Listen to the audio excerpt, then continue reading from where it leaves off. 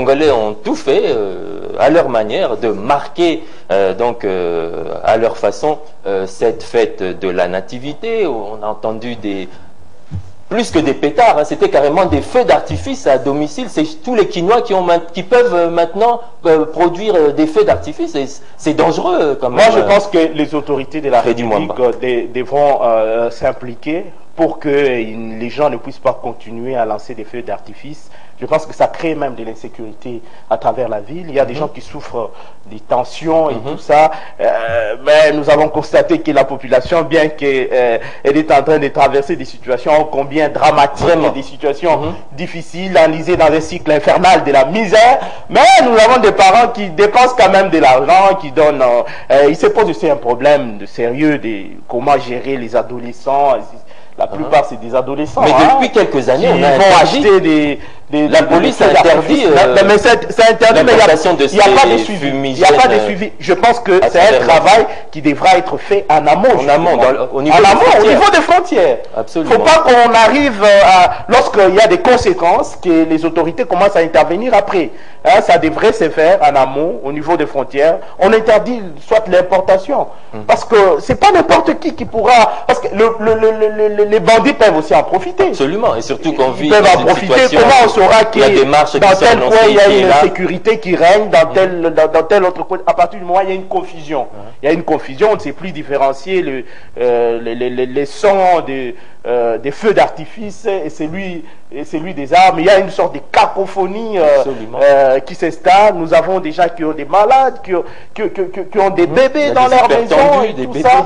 Donc c'est vraiment une situation vraiment insoutenable, inacceptable, et je pense qu'on ne devrait pas encourager cela. Et ce qui est bizarre, c'est que... C'est plus que des pétards, quoi. Voilà des infractions, mais la police ne fait rien. Mais c'est ça, la police devrait s'en saisir. La police devrait s'en saisir. Parce qu'il y a eu un désordre hier. Lorsque l'infraction est claire, la police ne fait rien. Mais lorsque... mais c'est pourquoi, à un certain moment, notre police est aussi critiquée. Elle est aussi critiquée, c'est comme si elle ne prend pas la mesure de ses responsabilités, de ces points de vue-là. C'est pourquoi nous disons qu'il faudra que les autorités comprennent que ça ne devrait pas continuer comme ça et que des dispositions soient prises, des dispositions vraiment drastiques pour essayer de faire des suivis pour que ceux qui continuent à lancer des feux d'artifice arrêtent carrément de les lancer. Parce que c'est la dernière semaine. On a le nouvel an, c'est dans une semaine. Ça veut dire que toute cette semaine sera pratiquement consacrée toujours à ces pétards, à ces feux d'artifice. Bon, nous espérons que les autorités ont écouté et qu'ils feront de sorte que cela ne puisse pas encore continuer. Voilà. Et vous aviez dit que cela, en tout cas, le gouvernement doit prendre des dispositions, les pouvoirs publics doivent prendre des dispositions en amont, notamment aux frontières, mais le problème aussi c'est que les douaniers et autres contrôleurs ne sont pas payés. Hier j'étais avec un agent de l'OCC qui me dit qu'il a encaissé lui-même, il a produit 35 000 $ en 4 jours, mais lui il n'est pas payé depuis 6 mois. Alors qu'est-ce qu'il va faire dans ces cas-là? Il laisse tout passer, c'est ça aussi le problème. C'est pourquoi une chose est de dire, voilà, tel n'est pas à mesure de remplir véritablement sa tâche. Le douanier, on les a toujours pointés du doigt pour dire que c'est des gens qui sont corrompus et ils font passer n'importe quoi au niveau de la frontière. Et il y a eu des mesures qui ont été prises au niveau du gouvernement central, notamment avec cette implication du directeur des cabinets du chef de l'État qui est passé partout pour faire en sorte que nous puissions revenir aux fondamentaux, revenir à l'orthodoxie dans la gestion de la chose publique et que l'État puisse tirer les dividendes substantiels, réunir les recettes qu'il faut pour faire face aux problèmes qui se posent dans notre pays actuellement. Je pense qu'il fera aussi de sorte que tous ces douaniers-là soient dans des conditions pour qu'ils ne soient pas tentés de pouvoir continuer à faire pérenniser les antivaleurs que tout le monde décrit, notamment faire en sorte qu'il y ait une certaine traçabilité quand il y a de l'argent qui rentre, que cet argent-là puisse atteindre les trésors publics, les caisses de l'État. Mais c'est pourquoi il faut encourager ces gens-là. Ils ont le droit d'être payés. Il faut qu'on les mette dans des conditions. Cela vaut autant pour beaucoup d'autres personnes qui évoluent dans d'autres secteurs, notamment les magistrats et les autres, pour que nous puissions avoir affaire véritablement à une justice juste dans notre pays. Il faut qu'on paye bien les gens et puis qu'on les sensibilise. Il faut que les gens puissent avoir une conscience saine, que les gens puissent voir que s'il faut faire bouger les lignes, s'il faut que les choses changent dans ces pays, il faudra mettre fin aux anciennes mentalités, aux mentalités qui font que notre pays puisse, n'est-ce pas, régresser. Voilà, la fête de la Nativité a naturellement été marquée par le message de l'Église catholique, un message lu par le cardinal Laurent Mosengo. Le cardinal a exhorté les Congolais à cultiver la paix, la justice, l'amour et la vérité à l'occasion de la naissance de l'enfant Jésus, qui est considéré comme le prince de la paix par excellence. Et je vais vous lire quelques lignes de ce message. La grandeur de la personne ne provient pas de ses exploits ou bien de sa malice ou de son habileté politique, mais bien au contraire, mais du projet de Dieu. La grandeur de l'homme se situe non dans les astuces politiques pour la conquête du pouvoir, mais dans la mesure où cette sagesse politique est mise au service du peuple pour accomplir le projet de Dieu pour un peuple et pour un pays, c'est-à-dire dans la mesure où l'habileté politique est mise au service du rassemblement d'une nation. Comment réagissez-vous à ce message du cardinal Laurent Mosengo, lu dans toutes les paroisses catholiques du pays?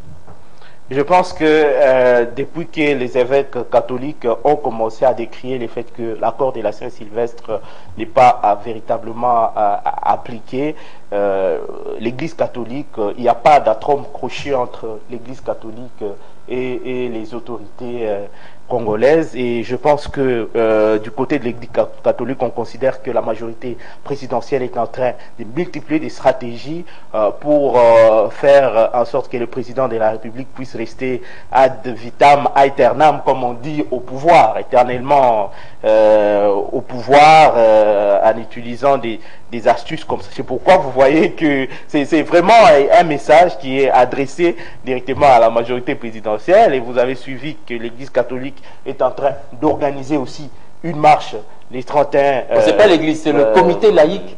Bon, le comité laïque est appuyé bien sûr par l'Église catholique. C'est toujours l'Église catholique. Même les laïcs font partie de l'Église catholique, même si ça ne vient pas directement des prêtres et des prélats catholiques, mais vous sentez qu'il y a quand même une collision. Il y a quand même une collision. Je pense que les prêtres catholiques ne peuvent pas contredire ce que les laïcs ne peuvent pas contredire les initiatives prises rappelons par les laïcs. Il y a plus de 20 ans, le 16 février 1992, les prêtres également avaient manifesté. Ils étaient descendus dans la rue aux côtés de leurs fidèles. Et je pense que ça va se passer de la même manière. Vous voyez, ils ont choisi un 31. Ça sera juste après la messe. Voyez-vous, donc ça veut dire que c'est lorsque vous quittez les cultes, et c'est tout le monde qui va dans la rue et pour marcher, protester, parce que le 31 décembre, c'est une date symbolique au sein de l'Église catholique. C'est la date à laquelle l'accord de la Saint-Sylvestre a été signé, à l'issue de la médiation menée par l'Église catholique. Et vous savez que les prêtres sont traités de tout le mot en rapport avec ce qu'ils ont fait durant ça n'a pas été facile. Vous savez, lorsque vous faites un effort pour essayer de limiter, aménager la chèvre et les choux, c'est pas toujours évident, c'est pas toujours facile de jouer les entremetteurs dans un conflit comme celui-là, surtout au sein d'une classe politique où il y a véritablement un clivage au sein de la classe politique. Chacun cherche les intérêts, cherche à préserver ses intérêts. C'est la politique. Comment voulez-vous? Et donc donc, je pense que c'est un message qui est en fait en phase avec même la vision même des évêques en rapport avec l'évolution de la politique dans notre pays. Et ce ne sont pas les troupeaux qui peuvent contredire leurs bergers. Je pense que c'est de cette manière-là que les laïcs ont levé l'option de pouvoir marcher. Mais la difficulté, c'est que parmi les laïcs, il y a aussi les tenants du pouvoir, hein, ceux qui sont un peu frustrés, qui considèrent que c'est une démarche qui ne tient pas la route, mais à partir du moment où certains considèrent qu'ils sont sur le droit chemin et que ça rentre dans le fil droit de ce que réclame à corps et à cri la population congolaise, peut-être que cette marche pourra avoir lieu, mais encore faudra-t-il que les autorités puissent accepter que cette marche, parce que depuis un temps, vous constatez que le pouvoir en place est en train d'anticiper. Lorsque vous voulez organiser une marche, pour éviter, pour des raisons d'ordre public, le pouvoir en place intervient à l'avance pour dire non, il faut éviter des attroupements. S'il y a des attroupements, nous allons disperser parce que on ne sait toujours pas mesurer la conséquence d'une marche. Ça veut dire qu'il y a une faille quelque part au niveau des pouvoirs publics, au niveau de la police qui n'arrive pas à encadrer. Je pense qu'il y a aussi des efforts que la police doit faire dans ces sens-là, comment encadrer les manifestations. Il ne faut pas qu'on commence toujours à considérer qu'il y aura trouble de l'ordre public. Ils peuvent aussi faire des efforts pour chercher. Oui, parce qu'ils ont quand même été formés par les Français, par les Angolais, par les Égyptiens. Pourquoi pas? Toutes ces formations n'ont rien donné. Pourquoi pas? Donc, pour ne pas donner, bien sûr, du gré à moudre à ceux qui estiment, qui pensent qu'on est en train de bâillonner la population. On ne veut pas que la population puisse véritablement s'exprimer et que nous sommes dans un État démocratique. Il faut accepter les débats contradictoires. Il faut accepter d'être contredit quelque part. Et le 31 décembre, c'est généralement le dernier jour pour les Congolais de faire leurs achats pour les festivités de fin d'année. Et généralement, les églises de réveil ont également une journée de prière organisée à l'initiative de Sangomalamu. Pensez-vous que tous ces Congolais vont se rallier à cette marche des laïcs catholiques? Bon, je constate qu'il y a même une espèce de schisme de ce côté-là des églises. Vous pensez que des églises des réveils et l'église catholique, visiblement c'est comme si les églises des réveils sont un peu méfiants en rapport avec ce qui se passe au niveau de la politique. Ils ne s'impliquent pas totalement. Ils considèrent que c'est une affaire plus de l'église catholique et que l'église catholique c'est une église d'État. Même l'église protestante est restée en retrait. Donc vous sentez qu'il y a, on ne sait pas si avec cette façon de voir les choses, si la marche pourra avoir l'appui des autres églises des réveils, parce qu'au niveau de l'église catholique, on estime que pour des raisons de paix sociale, et que la paix sociale marche de pair avec la religion chrétienne, avec les christianismes, avec les valeurs qui sont véhiculées par les christianismes, et qu'au nom et qu'à ce titre-là, l'Église ne peut que sensibiliser, continuer à l'éveil des consciences, pousser la population à une prise de conscience politique pour que cette population puisse concourir, participer aussi à la gestion de la chose publique, en cherchant à bonifier son quotidien à travers le choix des personnes qui ont une vision, des personnes qui pourront changer les choses. Voilà. L'actualité de la Noël a également été marquée par ce bombardement qu'a subi une résidence du chef de l'État dans une localité du Nord Kivu. Ce bombardement serait le fait des miliciens Maï Maï. Freddy, vous connaissez cette localité, et ne pensez-vous pas que c'est là quand même un signal fort, même si naturellement le chef de l'État n'était pas là, mais on a bombardé une de ces résidences au Nord Kivu? Bon, moi je pense que c'est quelque chose vraiment des scabreux qui s'est passé au niveau de l'Est de la République démocratique du Congo. Et je pense qu'au même moment, dans les mêmes temps, c'est aussi interpellateur. Parce que là, on va se dire finalement, notre pays est véritablement sanctuarisé. C'est ça le problème. Est-ce que nous sommes véritablement protégés? Il se pose un sérieux problème de sécurité. Est-ce que la République démocratique, l'Est, la partie orientale de notre pays, continue d'être le ventre mou du pays? Voilà, parce que lorsque vous suivez les autorités, généralement, ils rassurent pour dire qu'il y a maintenant la paix. La situation est calme sur l'ensemble du territoire national. L'Est de la République démocratique du Congo, mais qu'on s'attaque à la résidence du président de la République, je pense que c'est trop grave et qu'il y aura des mesures qui seront prises pour essayer de mettre la main sur ceux qui ont fait cela. Parce que moi, je suis en train de me dire, s'il y a même des reproches qu'il faut faire à quelqu'un, il faut procéder autrement plutôt que détruire. Si il est avéré que, par exemple, cette maison n'a pas été obtenue dans des conditions qu'il faut, mais il y a des moyens, il y a des outils qu'il faut utiliser pour... La justice est là. Aller initier une action en justice plutôt que d'aller détruire une maison d'habitation. Ça peut être même utilisé à autre chose. S'il faudra s'inscrire dans la même logique, dans la même vision. Et donc, vous avez vu même à l'époque, lorsque Mobutu devait partir, il y a eu d'autres maisons bien construites qui ont été détruites impunément comme ça. Détruites impunément. Et pourtant, l'État pouvait même récupérer ces maisons et les utiliser. Aujourd'hui, nous avons d'autres bureaux de l'État qui sont en train de... Il y a des services de l'État qui louent des bâtiments, qui sont en train de louer dans des bâtiments des privés, alors que si on pouvait garder certains autres bâtiments, ça pouvait aussi servir à l'État congolais. Alors moi je n'ai jamais été d'accord, mais je me dis, quelque part, il faut aussi se poser des questions.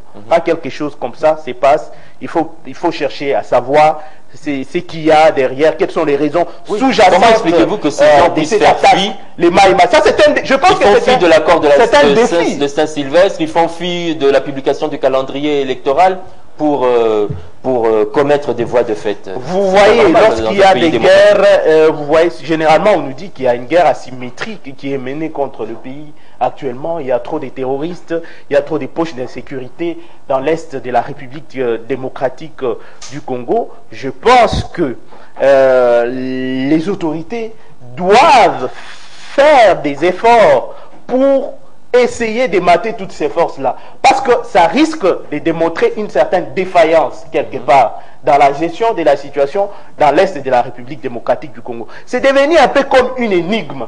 On ne sait pas exactement ce qui se passe dans cette partie orientale de la République démocratique du Congo. Et au regard de cette complexité de la situation sur les terrains, ça pousse toujours les autres, certaines analyses à se dire que c'est peut-être cautionné aussi par certaines personnes au niveau du pouvoir central peut-être. Alors je pense que ça devrait vraiment nous toucher. Nous devons faire une introspection en rapport avec ce qui vient de se passer, parce que c'est quand même grave. C'est quand même grave que ça touche les sommets de l'État. Je pense qu'il faut que des gens soient sanctionnés en rapport avec cela et qu'on puisse rassurer la population. Parce que si une résidence comme ça est attaquée, à plus forte raison une petite cabane d'un pauvre habitant de Moussounene, voyez-vous. Et donc, je pense que ça devrait attirer notre attention et faire en sorte que nous puissions tous nous poser la question de savoir où est-ce que nous sommes en train d'aller. Est-ce qu'il n'y a pas lieu de faire mieux, encore une fois de plus. Voilà. Oui, autre chose qui a marqué la fête de la Nativité, le 25 décembre, c'est ces images qui circulent dans les réseaux sociaux, des images vraiment fugitives où l'on voit le vice-premier ministre, ministre des Affaires étrangères, dans une position en tout cas pas très catholique, le moins que l'on puisse dire, et d'ailleurs ses amis réunis au sein des associations de soutien ont dénoncé cela et ses amis donc parlent, ces associations parlent d'invention ou de machination ou carrément de montage. Et donc on voit, donc il semble-t-il que c'est une dame qui voudrait faire chanter le vice-premier ministre en charge des affaires étrangères. Il y a quelques mois, c'était des hommes qui faisaient chanter nos consoeurs journalistes en diffusant ce genre d'images. Et aujourd'hui, voilà qu'une jeune dame fait chanter quand même une autorité de ce pays. C'est grave, Freddy. Je pense que les autorités aussi doivent faire preuve de circonspection dans leur agir comportemental. En tout cas, c'est très important. Ils doivent être prudents lorsqu'ils se mettent à tisser des relations avec certaines filles à gauche et à droite. Et ça, il se pose un sérieux problème d'éthique aussi. Un sérieux problème d'éthique, un sérieux problème de moralité. Hein, on insiste beaucoup sur la moralisation de la classe politique congolaise. Je pense que ça participe aussi de cette moralisation. Les efforts, oui, je pense que ça participe aussi de cette moralisation. Et il se pose aussi un problème d'authenticité. L'authenticité de la vidéo en question, c'est une vidéo de 4 secondes. Maintenant, on se pose des questions, est-ce que c'est pas un montage ou c'est vrai que c'est un fait qui s'est véritablement produit, mais nous constatons que moi j'appelle ça comme étant les signes prémonitoires du temps de la fin. Oui, mais c'est l'apocalypse que nous sommes en train de vivre. Qu'est-ce que vous attendez? Que voulez-vous? Hein? Vraiment. Qu'une autorité comme ça soit une autorité à ce niveau de l'État soit salie, je pense que c'est vraiment grave et que autant que le concert journaliste qui ont subi cela, je l'espère, commencer maintenant à prendre des dispositions pour que cela ne leur arrive plus. J'espère que ça sera aussi de même, ça sera aussi idem avec les autorités qui feront cette fois-ci prudent. Donc qu'est-ce qu'il faut faire? Interdire aux copines de se promener n'est pas tout simplement entretenir des appareils avec caméra des relations qui compromettent comme ça, tisser des relations inutiles parfois. Vous dépensez votre argent pour rien, beaucoup d'argent pour rien, alors que vous êtes marié, vous avez une femme à la maison et que vous avez une responsabilité d'exemplarité en tant qu'autorité. Voyez-vous, donc avec tout ça, je pense que les autorités doivent comprendre qu'il faut être prudent lorsque vous assumez des tâches d'État. Soyez prudent même dans votre façon de vous comporter parce qu'on vous suit de très près. Tout le monde vous regarde, vous êtes un peu comme dans une vitrine. On interprète tous vos faits. Il peut avoir été piégé. Des gestes et tout ça. Mais il y a moyen d'éviter ces genres de... Si vous n'avez pas l'habitude d'entretenir ces genres de relations, comment on va vous avoir? On peut que vous piégez sur base de vos faiblesses. On sait que tel a l'habitude d'aimer la boisson, on va peut-être utiliser la boisson pour vous avoir. Tel a l'habitude d'aimer les femmes, on utilise les femmes tout simplement. Et donc, je pense qu'à ce niveau de l'État, il faut être vraiment très prudent pour éviter que ce genre de choses n'arrivent. Mais il y a eu des associations, je crois, les amis de l'autorité en question qui ont commencé déjà à fustiger ces chantages et qui pensent que c'est tout à fait un montage et que c'est... Espérons-le pour Cheikh Kitundu. C'est pas vrai, c'est une histoire qui est montée de toutes pièces. Nous espérons que ça va marcher. D'autres parlent aussi, ils disent que on a essayé un peu de flasher tout simplement et qu'il y a l'intégralité de la vidéo qui pourra peut-être sortir dans les jours à venir en fonction de la proposition qui sera faite par l'autorité. On ne sait pas. Attendons voir un peu comment les choses vont se passer. Mais sinon, c'est grave. Je pense que les autres ont tiré des leçons. On tiré des leçons. Non, mais le pire, c'est qu'on parle encore d'autres noms qui seraient visés, d'autres personnalités au sein du gouvernement qui risquent de voir leurs images diffuser dans les réseaux sociaux, leur intimité en tout cas. Mais je pense que c'est devenu un peu comme une sorte de terrorisme. Hein? C'est aussi une sorte de terrorisme. Quand on commence à s'attaquer, parce que parmi les, on dit s'attaquer aux symboles de l'État. Mais les autorités sont des symboles de l'État aussi. Je considère que ce sont des symboles de l'État. Les sextapes là, c'est un nouveau terrorisme qui commence à s'installer dans notre pays. Je pense qu'il faut être très prudent dans ce que nous, dans notre façon d'agir, dans notre manière de faire les choses, pour éviter d'être englué dans ces genres des situations qui salissent tout simplement la réputation même du pays aussi, même du pays. Freddy Mwamba, nous allons conclure un dernier mot par rapport à la situation que nous vivons actuellement. Je pense que même si nous sommes en train de traverser une situation difficile où nous avons une économie qui est corrodée par une crise multiforme, je pense que les peuples congolais sera toujours conscient de ce qu'il a des efforts à mener pour pouvoir rendre meilleure sa vie au travers des actions qui peuvent... qui dit effort dit sacrifice.